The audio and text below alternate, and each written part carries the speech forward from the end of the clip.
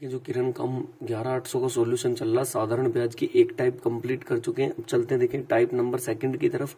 देखिए type number second का जो फर्स्ट क्वेश्चन है, जब भी ऐसी राशि कहे कि इतने परसेंट से दोगुनी हो जाए या इतने समय में 3 गुनी हो जाए, तो इसके लिए एक सिंपल सा मैं आपको एक कॉन्सेप्ट बताता हूँ। आप याद रखना, n1 - 1 अपॉन में r दे तो r और t दे तो t, कुछ भी एक रख देना, जो दोगे दूसरे वाला ऑटोमेटिक निकल जाएगा और इससे डायरेक्ट आंसर आ जाएगा। देखिए उसने क्या, राशि कितनी होगी, दुगनी, तो ये 2n हो गया, 2 टाइम्स हो गया, तो यहाँ रख देंगे 2 - 1, r या t में से r दे रखी है 12, तो t निकल जाएगा ऑटोमेटिक।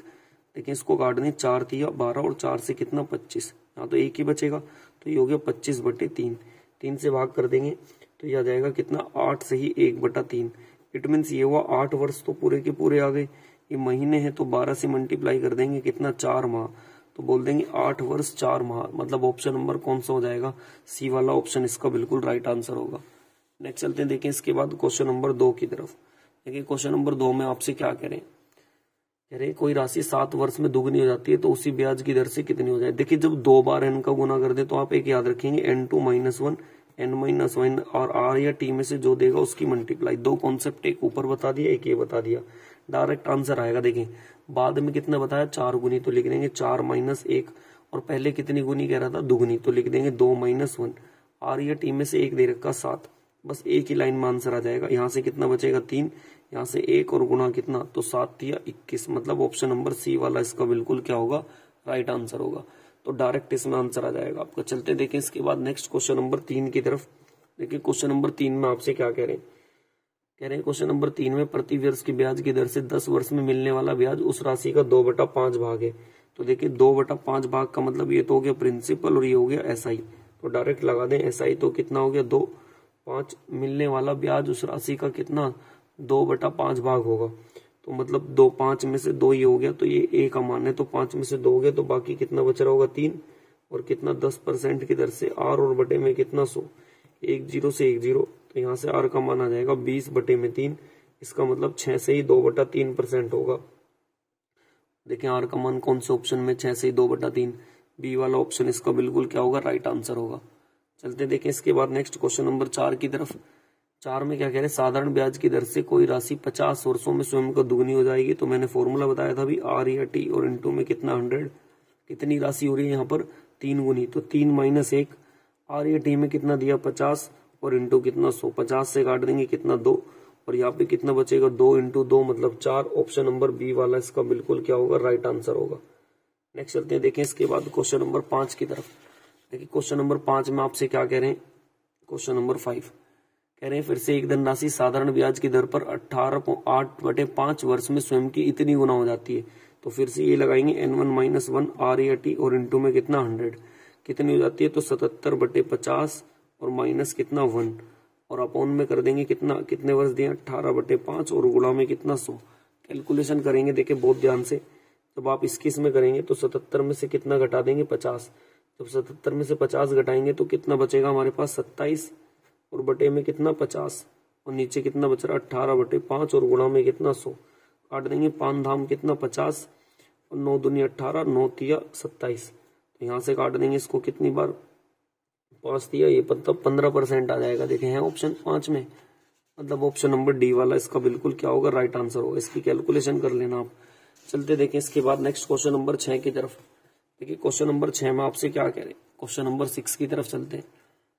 कह रहा है एक निश्चित राशि 5 वर्षों में स्वयं की दुगुना हो जाती है और साधारण ब्याज की दर से कितने वर्ष में 16 गुना हो जाए। देखिए 2 बार गुना का यूज हो गया, तो मैंने बताया था n1 - 1 n2 - 1 और अपॉन में n1 - 1 और बटे में क्या, पहले तो आएगा हमारे पास क्या n1, यहाँ पर तो होता n2 और यहाँ पर होता n1 और गुणा में कितना 100, तो आप रख देंगे डायरेक्ट मान।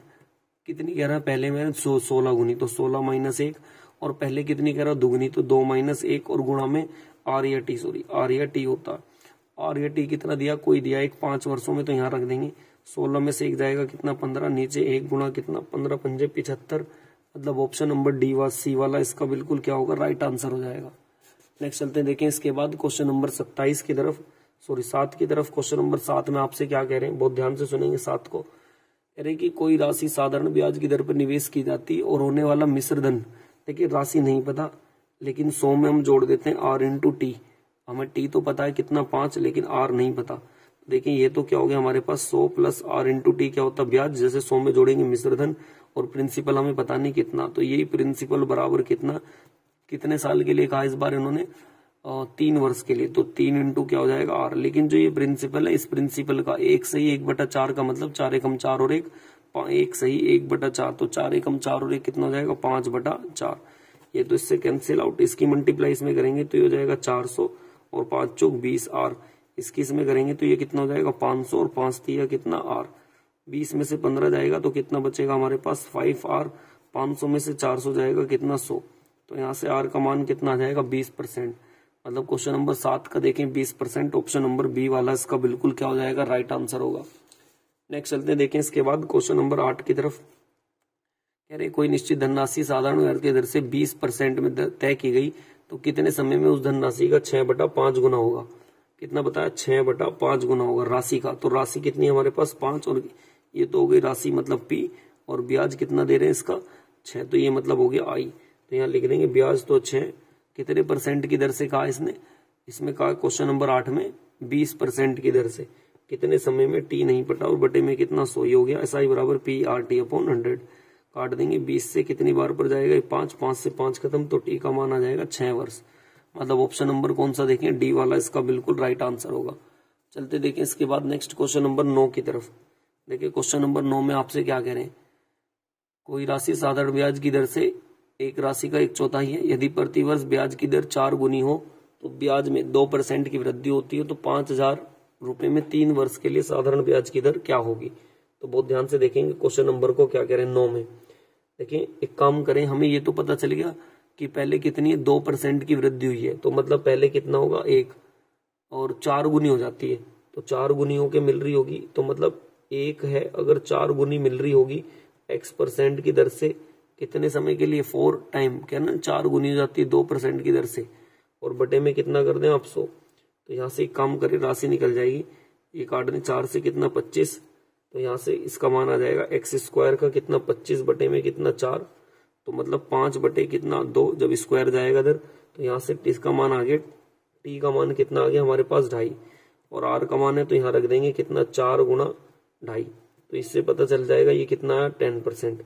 अच्छा अब आप जानते हैं कि ये तो 10 दिया और ये कितना दे रखा 2.5, तो आप यहाँ से निकाल देना, कह रहे जब 2%, ये वाली लैंग्वेज देखो, जब ब्याज की दर 2% होती है, अब कितनी थी 10, 10 में 2 जोड़ देंगे तो अब ब्याज की दर कितनी हो जाएगी हमारे पास 12%, तो अब निकाल देंगे आप कितने पर 5,000 रुपए पर पूछा, 5,000 रुपए पर 12% की दर से 3 साल का, और बटे में कितना 100, 2 0 से 2 0, तो उसका आंसर कर देंगे मल्टीप्लाई कितना 1,800 रुपए। मतलब ऑप्शन नंबर कौन सा होगा डी वाला ऑप्शन इसका बिल्कुल क्या होगा राइट आंसर होगा। नेक्स्ट चलते देखें इसके बाद क्वेश्चन नंबर 9 के बाद क्वेश्चन नंबर 10 की तरफ। देखिए क्वेश्चन नंबर 10 में आपसे क्या कह रहे हैं, क्वेश्चन नंबर 10 में आपसे कह रहे हैं कि एक 26%, देखिए ये क्वेश्चन हमने भी करा था, इसके जैसे एक क्वेश्चन आया था पीछे, अभी शायद टाइप पीछे वाली में गया कोई सा एक क्वेश्चन था बिल्कुल सेम इसी के जैसा, क्वेश्चन नंबर 43, ये सेम एज टाइप फर्स्ट का सेम है बिल्कुल ऐसी क्वेश्चन नंबर 43, तो आप इसे बिल्कुल अभी पीछे वाली जो वीडियो है वहां से जाके कर सकते हैं। चलते देखें इसके बाद नेक्स्ट क्वेश्चन नंबर 11 की तरफ। देखिए 11 में आपसे क्या कह रहे हैं कि कोई राशि 3 वर्षों में इतनी और 5 वर्षों में इतनी, यदि ब्याज की दर 2% अधिक होती तो कितनी राशि 2 गुनी होती। तो एक काम करें, देखें आप 5 वर्षों में कितना बताया इन्होंने, 5 वर्षों में बताया 56,000, और कितना 3 वर्षों में कितना दिया 3 साल में ये दिया 49,600। तो एक काम करें इनका अंतर कर लेंगे यहाँ से, तो कितना आएगा इनका अंतर 6400, इनके अंतर से भाग कर देंगे 2 से, तो 2 से भाग करेंगे तो ये 1 साल का ब्याज आ जाएगा कि फर्स्ट ईयर का एसआई कितना है, तो फर्स्ट ईयर का एसआई मिल गया अब हमें कितना 3200 रुपए। मैं 3 साल का निकालू तो 3 की मल्टीप्लाई कर दूंगा इसमें, तो कितना आएगा 9600, तो 49,600 में से जैसे मैं कितना हटाऊंगा 9600, तो ये हमारे पास राशि मिल जाएगी कितनी आ गई 4000। बस अब उसने आपसे क्या पूछा, आपसे पूछ रखा इसने आर का मान, किसका मान पूछा इसमें, तो कितने वर्ष में ये राशि दुगनी हो जाएगी। तो एक काम करें, देखें अब आपको ये तो पता चल गया कितनी थी हमारे पास पहले 3200 और थी कितनी 4 से, तो आर का मान आया तो कितना 3200 आया कितने 4000 से, और परसेंटेज बनाने के लिए कितना 100, 2 0 से 2 0, 1 0 से 1 0, 4 8 32, तो कितना आ गया 8%। लेकिन जब ब्याज की दर कितनी अधिक कर रखी इन्होंने 2, तो 8 में 2 जोड़ोगे तो 2 जोड़ूंगा तो कितना हो जाएगा, ब्याज की दर यहाँ से 10 हो जाएगी। तो अब यहाँ से फॉर्मूला लगा देंगे आप डायरेक्ट, जो मैंने आपको अभी फॉर्मूला बताया था इसमें कि कितना ये होता है n1 - 1 अपॉन में r या t, और इंटू में कितना कर देंगे आप 100 कर देंगे। तो जब मैं यहाँ पे रखूंगा इसको कितना 2 - 1 और बटे में कितना 10 और गुणा में कितना 100, 1 0 से 1 0 तो कितना आ जाएगा 10%। मतलब ऑप्शन नंबर देखें 11 में कौन सा दे रखा, ए वाला ऑप्शन इसका बिल्कुल राइट आंसर होगा। नेक्स्ट चलते हैं, देखें क्वेश्चन नंबर 12 की तरफ। कह रहे हैं एक राशि साधारण ब्याज की दर से 9 वर्ष में 3 गुना हो जाएगी। फिर से यही फॉर्मूला याद रखेंगे, मैंने आपको जो बताया डायरेक्ट आंसर दे देता है, क्योंकि इन्होंने कहा 9 वर्ष में स्वयं की 3 गुनी, तो 3 - 1 9 वर्ष में और गुणा कितना 100, तो 9 में से 1 जाएगा कितना बचेगा 2 और 9 और गुणा में कितना 100, तो ये हो जाएगा 200 बटे में कितना 9, भाग कर देंगे इसको 22 सही 2/9, मतलब ऑप्शन नंबर डी वाला इसका बिल्कुल राइट आंसर होगा।